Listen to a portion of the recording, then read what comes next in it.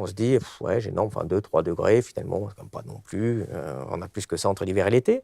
Est-ce que tu peux nous expliquer finalement quelles sont un peu les grandes conséquences de ce changement qui sont beaucoup plus profondes que ce que peut laisser penser ces petits chiffres en fait? Alors, ce qu'on a beaucoup de mal à comprendre en ce qui concerne le changement climatique, c'est qu'un réchauffement, c'est pas homogène. C'est-à-dire un réchauffement de 1,2 degré par rapport à l'ère pré-industrielle, ce qu'on a aujourd'hui, ça a quand même engendré des canicules qui allaient jusqu'à 50 degrés au Canada.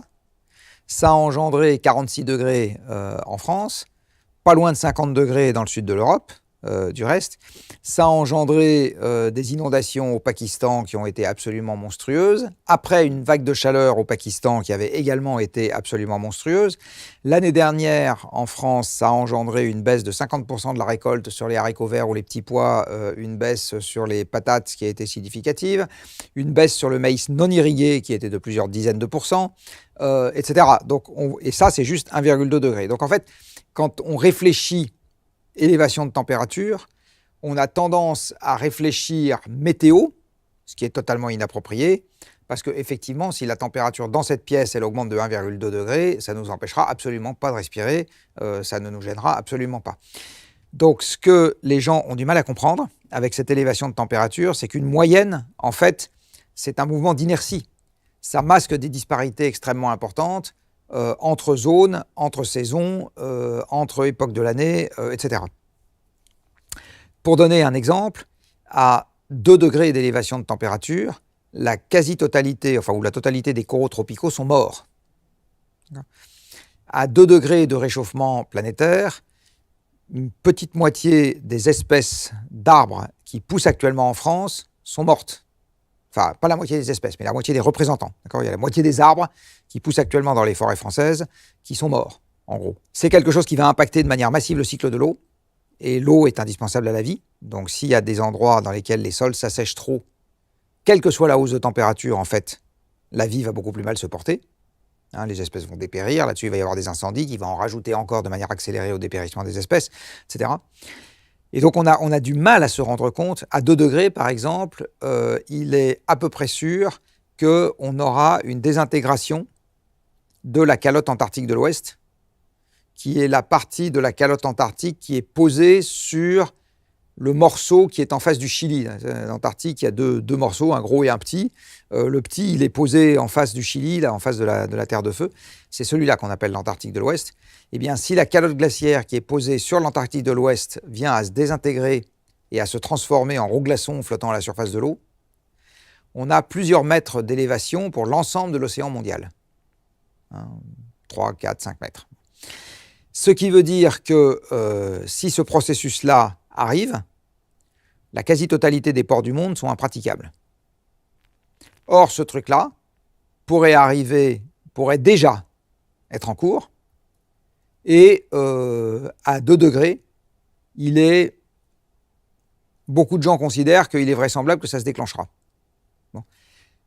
Pas en une semaine, mais pas non plus en des milliers d'années. Donc on voit bien que 2 degrés, en fait, les gens ne se rendent pas compte de ce que ça veut dire comme bouleversement de l'environnement global, parce que nous avons tous tendance à confondre la météo et le climat, c'est-à-dire une élévation locale de 2 degrés de température avec une élévation globale de 2 degrés. Justement, pour bien percevoir, j'ai envie de partager quelque chose avec toi et puis avec les spectateurs, qui est une étude scientifique et qui m'a beaucoup étonné. Ça fait partie des quelques trucs, tu sais, c'est une vraie claque que tu prends, qui est sortie il y a pas très longtemps. Le problème, c'est qu'on vit en Europe, c'est-à-dire dans un endroit où il y a assez peu d'humidité dans l'air.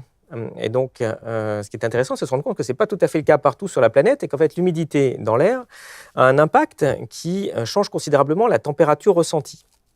Donc, on le voit sur cet exemple, c'est-à-dire que la température ressentie, c'est ce qu'on a quand on croise la température de l'air, celle dont on entend, avec l'indice d'humidité de l'air. Donc, je m'explique. Quand il fait 30 degrés et qu'on a 40% d'humidité relative, c'est ce qu'on a à peu près chez nous, plus ou moins régulièrement, en fait, on ressent 30 degrés. Donc, pour nous, c'est 30 degrés.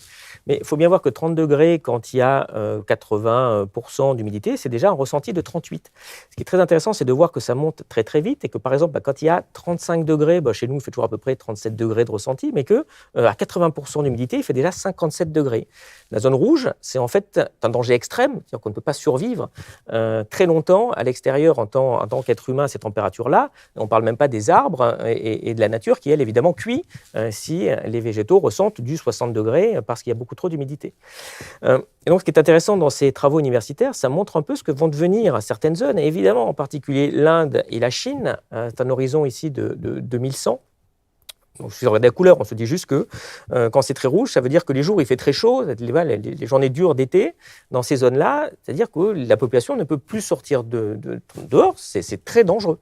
La végétation va mourir, donc on voit que ça risque de se transformer partiellement en désert. On est sur des zones qui ont plus d'1 milliard d'habitants à l'horizon. Donc on se rend compte que, évidemment, chez nous, c'est embêtant. On a déjà multiplié les canicules, voire en octobre, comme on a vu cette année. Mais en fait, il y a des zones du globe où, pas de bol, c'est mortel, et pas pour 10 000 personnes, mais pour des centaines de millions de personnes. Donc, on se rend compte de la problématique à venir sur ces choses-là. Alors, ça rejoint une autre carte qu'on diffuse assez souvent pour illustrer ce genre de danger, qui est une carte qui vient du dernier rapport du GIEC, exactement du rapport du groupe 2, donc celui qui s'intéresse aux impacts, et qui montre le nombre de jours par an où les conditions externes sont potentiellement létales, même pour un individu en bonne santé, dans un climat qui se serait réchauffé de 2 degrés. Et en fait, c'est à peu près 2 milliards et demi d'individus qui sont concernés par ça. Si on regarde les zones sur Terre, où plus de la moitié du temps, je dis bien plus de la moitié du temps, on ne peut pas sortir sans risquer de mourir. Alors, c'est effectivement en lien avec cette température ressentie. Alors, je précise quand même que ça ne concerne pas la végétation et je vais expliquer pourquoi. En fait, ça concerne les êtres humains. Les êtres humains, nous sommes des animaux à 100 choses, c'est-à-dire que notre température interne est régulée.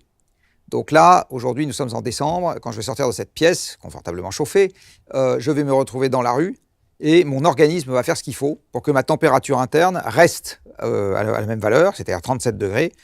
Et la température de ma peau qui est à 34 degrés, enfin, sauf les pieds qui sont plus froids, il va y avoir un afflux de sang pour que ça reste à peu près à la bonne température partout. S'il faisait trop chaud, mon corps va faire l'inverse. Ce que va faire mon corps pour éviter que ma température interne augmente, c'est qu'il va me faire transpirer. C'est-à-dire qu'il va mettre de l'eau à la surface de la peau. Cette eau va s'évaporer. C'est ce que les physiciens appellent de la chaleur latente. C'est-à-dire quand l'eau s'évapore, ça consomme de l'énergie, ça utilise de l'énergie, qui est restituée ensuite quand l'eau se condense. Et donc cette évaporation de la sueur à la surface de la peau, outre le fait que ça donne quelques odeurs corporelles désagréables, eh bien ça sert surtout à refroidir mon corps. Mais il y a des zones dans le monde où une bonne partie de l'année, l'air est sursaturé d'humidité, c'est-à-dire l'air est déjà à 100% d'humidité, et c'est ça qu'on voit là. Et plus l'air est chargé en humidité, et plus c'est difficile pour mon corps d'évaporer de l'eau, enfin d'évaporer de la sueur, dans un air qui n'en veut plus, puisqu'il est déjà très chargé en humidité. Et quand on arrive à 100%, à ce moment, je ne peux plus rien évaporer du tout. Et donc, des conditions qui sont effectivement létales, et on le voit là avec la colonne 35 degrés, c'est si la température de l'air est à 35 degrés et que l'air est à 100% d'humidité, il n'y a même pas de valeur. Là, on passe tout, effectivement, après c'est voilà, ça devient, on peut pas rester plus de quelques heures. En fait, ça revient à être plus de quelques heures dans un hammam géant, et donc on en meurt. Et ça concerne potentiellement quelques milliards d'individus sur Terre pour, avec un réchauffement de 2 degrés, plus de la moitié de l'année. Alors, on comprend bien que ça va être de la dynamite. Question migration et question stabilité des régimes politiques, parce que des pays dans lesquels plus de la moitié du temps on ne peut pas sortir dehors, on comprend bien que ça va être très compliqué de gérer la situation. En particulier pour la production agricole, ça va quand même poser une petite question. Et à ceux qui pensent que c'est pas grave, on va mettre des robots et des drones partout, on renvoie à la première partie de cette discussion qui est, pour ça, il faut avoir de l'énergie abondante pour fabriquer les robots, pour fabriquer les drones et ensuite pour les faire fonctionner. Donc, je ne suis pas complètement convaincu, pour les livrer là où ils vont, etc. Donc, moi, je ne suis pas du tout convaincu que c'est comme ça qu'on va s'en sortir. Je suis malheureusement convaincu que si c'est vers cette situation qu'on va, ça va être des déstabilisations massives et ça va osciller entre Mad Max et de l'Exode. C'est comme ça que ça va se passer. Voilà. Et effectivement, on a quelques milliards d'individus qui sont potentiellement concernés dans toute la bande équatoriale. Est-ce que tu peux nous rappeler par quel processus le fait de brûler des énergies fossiles, ça crée du réchauffement, pour revenir aux bases? Alors, c'est lié à quelque chose d'assez simple, qui est que ce qu'on appelle un gaz à effet de serre, en fait, c'est un gaz qui a la capacité d'absorber des infrarouges de grande longueur d'onde émis par la surface de la planète. Les gens qui nous écoutent savent probablement que on voit grâce à la lumière. Alors la lumière, c'est quoi? En termes scientifiques, c'est ce qu'on appelle du rayonnement électromagnétique. Cette lumière est émise par le Soleil et puis accessoirement maintenant par des objets artificiels qu'on a créés pour voir quand il fait nuit.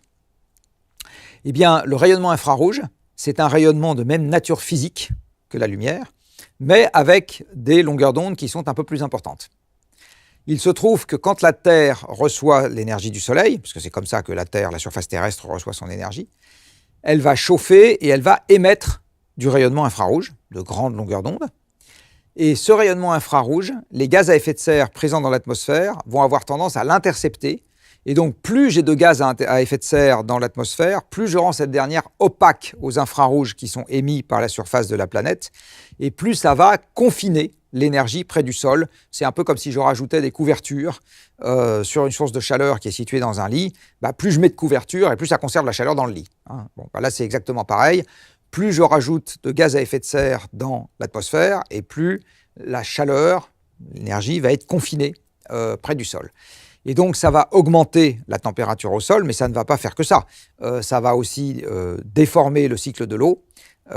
Et ça va avoir des conséquences très importantes sur les organismes vivants. Ça va avoir un autre effet qui, lui, va avoir une incidence sur les phénomènes extrêmes, c'est que si je confine l'énergie rayonnée par la Terre près du sol, du coup, je vais en avoir moins pour réchauffer la haute atmosphère, puisque le réchauffage par le bas va s'arrêter bas dans l'atmosphère, il n'aura pas lieu dans la haute atmosphère. Et donc, la température au sol augmente, mais la température de la haute atmosphère diminue. Et du reste, les ballons-sondes qu'on envoie dans l'atmosphère depuis les années 1970, pour mesurer la température de la stratosphère, montrent depuis le début des relevés une température qui baisse dans la stratosphère. Ce qui est la marque irréfutable du fait que le réchauffement que nous observons depuis l'après-guerre, c'est bien la marque de l'homme. C'est juste pas possible que ce soit le Soleil, parce que si c'était le Soleil, l'augmentation de la puissance solaire nous enverrait aussi plus d'ultraviolets solaires, et ces ultraviolets qui sont, eux, interceptés par l'ozone de la haute atmosphère, s'il y en a plus, la haute atmosphère chauffe. Donc si c'est le Soleil qui augmente sa puissance, la haute atmosphère chauffe. Si c'est l'effet de serre qui s'intensifie, la haute atmosphère se refroidit. Donc ça, c'est un switch on-off.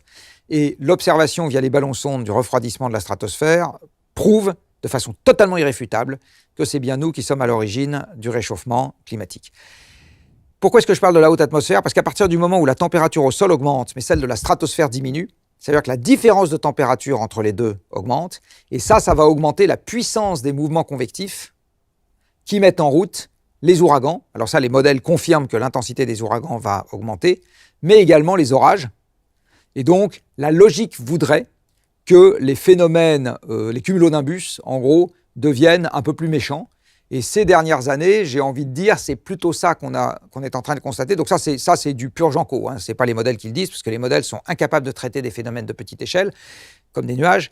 Mais par contre, on constate quand même qu'on se met à avoir des orages de plus en plus violents et qu'on se met à avoir des orages de grêle, par exemple, avec une intensité qu'on ne connaissait pas avant. Et pour moi, c'est très cohérent avec le fait que la surface se réchauffe et que la stratosphère se refroidit. Voilà, ce n'est pas une démonstration, mais c'est très cohérent.